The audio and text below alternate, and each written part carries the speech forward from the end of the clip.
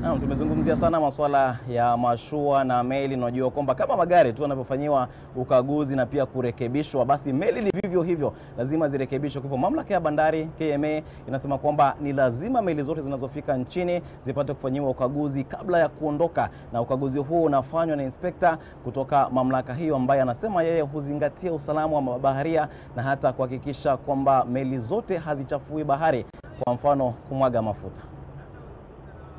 My name is Shaban Omar Tayari.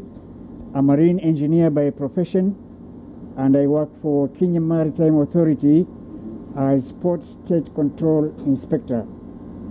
My job is to check or to inspect all the ships that come into the port of Mombasa.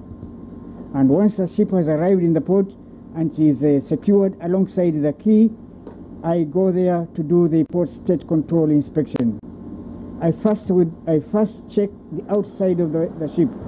That is, I check the hull, and I check to make sure that the mooring ropes are okay. And I also check to see that the vessel or the ship is not smoking on the funnel. Okay. Then I go around and I finish all the inspection outside. Then I come on board the ship and I register myself as a visitor at the gangway station. Then I go straight to the captain's office to ask him to give me permission to do the Port State Control inspection. I do the physical inspection, which entails going down to the engine room. In fact, this is where we are now. Here we are in the control room, which is in the engine room. And I check here in the engine room.